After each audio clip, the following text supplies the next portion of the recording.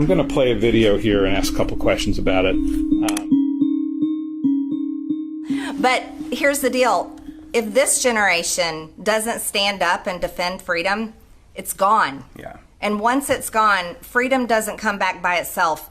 The only way you get your freedoms back is it's earned with the price of blood. We can't be too busy or too complacent or too worried about offending someone anymore.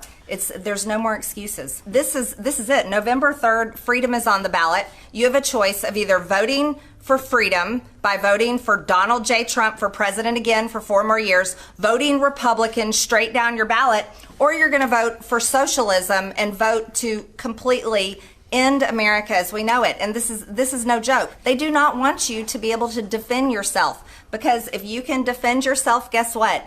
Then you can stop a tyrannical government.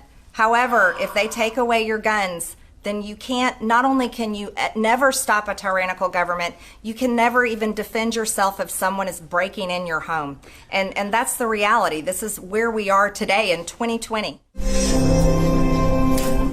Okay, Mother Jones. Let me, it started off with a cut sentence when she said, but. Clearly edited. Okay, so whatever she said before is wiped out. And then you saw 3 times when it was cut. Yeah. Okay? Yeah.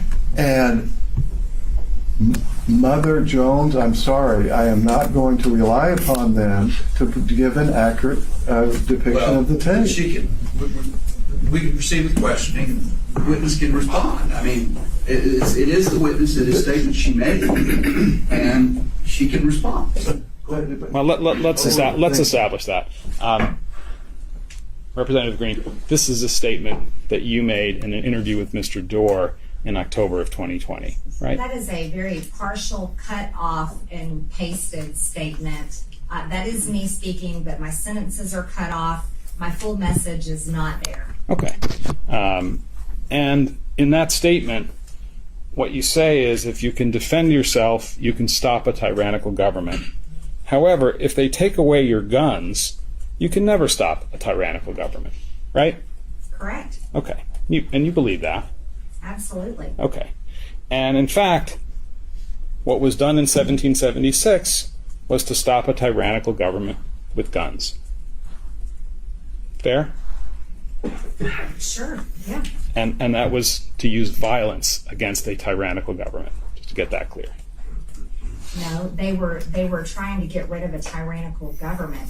There was a lot of, there was a big process. There was a big buildup there before the Revolutionary War.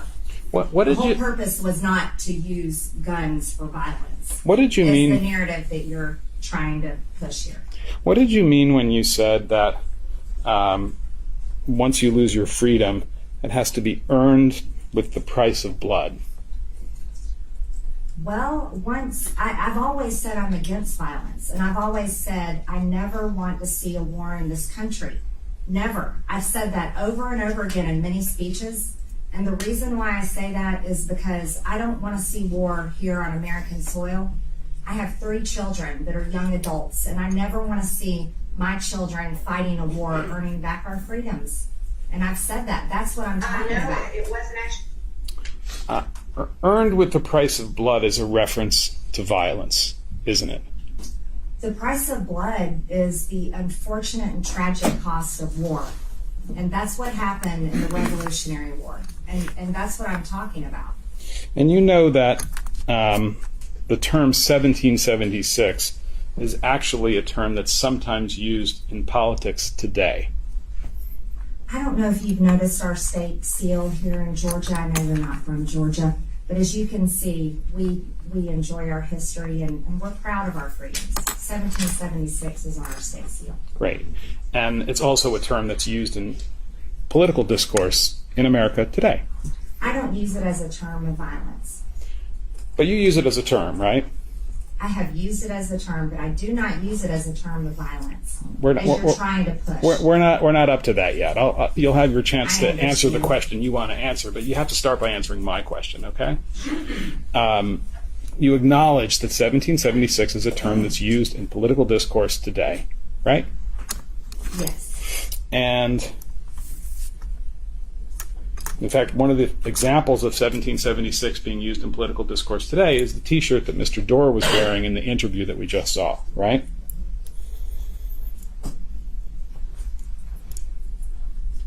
We saw 1776 backwards on his T-shirt on that cut-up video. Right. Yes. And you understood that T-shirt to mean that people need to possess firearms in order to oppose a tyrannical government. I don't recall I don't remember seeing his T-shirt that day when I saw him.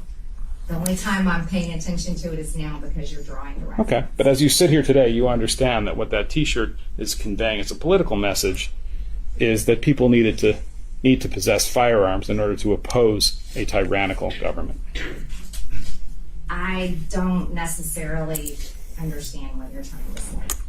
I'm just asking whether you have that understanding or not. I think you're more trying to push a narrative and push words in my mouth, and I don't agree with what you're saying necessarily. As you sit here today, Representative Greene, you know that term 1776 has been used in connection with events of January 6, 2001. I guess so. I don't know. Well, you yourself have used the term 1776 to describe the events of January 6, 2021. I don't recall, but if you say. Let's go to PX